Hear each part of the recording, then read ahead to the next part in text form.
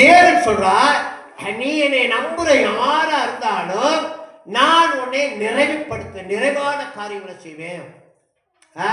நிறைவான காரியங்களை செய்வேன். நான் நிறைவுபடுத்தி உன் வாழ்க்கையில அவன் படிப்புல நிறைவுபடுத்தேன், அவன் குடும்பத்துல நிறைவுபடுத்தேன், உன் பொருளாதார நிறைவுபடுத்தேன், உன் விவசாயத்துல நிறைவுபடுத்தேன், உன்னுடைய பிசினஸ்ல நிறைவுபடுத்தேன், உன்னுடைய வாகன காரியங்களை நிறைவுபடுத்தி, உன்னுடைய வீட்டுகளில் நிறைவுபடுத்தி, சோத்திரம் உன் தோட்டத்தை நிறைவுபடுத்தி, உன் வீட்டிலையும் நிறைவுபடுத்தி, வீட்டுக்கு தேவையான அனைத்து காரியங்களை கொடுத்து நிறைவுபடுத்தி, உன் பிள்ளைகளோட சோத்திர படிப்புல நிறைவுபடுத்தி, பிள்ளைகளோட ஆசீர்வாதத்தில் நிறைவுபடுத்தி, நீ போக்கத்தையும் நிறைவுபடுத்தி, நீ வரத்தை நிறைவுபடுத்தி, உன்னை உள்ளவையில தாங்கி நிறைவுபடுத்தி, எல்லாத்துலயும் தேவன் நம்ம வாழ்க்கையில என்னை நிறைவுபடுத்தணும்னு சொல்லி ஜெபிக்கவன். என்னை நிறைவுபடுத்துங்க.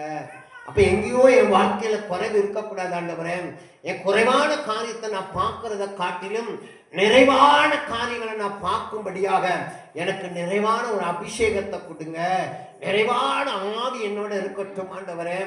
தேவனை தேர்ல நிறைப்பட்டு நான் குறைபட்ட ஆண்டவரை தேடாதபடி நிறைவான காரியங்களை நான் பெற்றுக்கொள்ளும்படியாக, நிறைவான சமாதானத்தோடு நான் வாழும்படியாக, நித்திய பிதாவோட வாழும்படியாக, பரிசுத்த ஆவியனோடு வாழும்படியாக என் தேவன் என்னையும் என் வாழ்க்கையில என்னை நிறைப்படுத்த அனுப்புங்கப்பா. இந்த ஆராதனையில தேவன் என்னை நிறைப்படுத்துங்க. இனிமேல் சொல்லுங்க, நீ சபைக்கு வந்து நான் அசாதாரணமா இருக்கக்கூடாது ஆண்டவரே, அசால்ட்டா இருக்கக்கூடாது ஆண்டவரே. எல்லாத்துலயும் ஒரு நிறைவு. ஒருவேளை நான் பாட்டு படிக்கும் போது, ஆராதிக்கும் போது கரங்களை தட்டி அவரை மகிமைப்படுத்தல நிறைவுபடுத்துங்க ஆண்டவரே. எல்லா காரியத்திலும் தேவன் என்னை நிறைவுபடுத்தும் போது தகப்பனாகி இயேசு சொல்றார், உன்னை நான் நிறைவான காரியத்தோடு உன்னை நடத்துவேன், நிறைவான காரியத்தோடு உன்னை நடத்துவேன் ஆண்டவர் சொல்லுகிறார். அல்லேலூயா. அப்ப தேவன்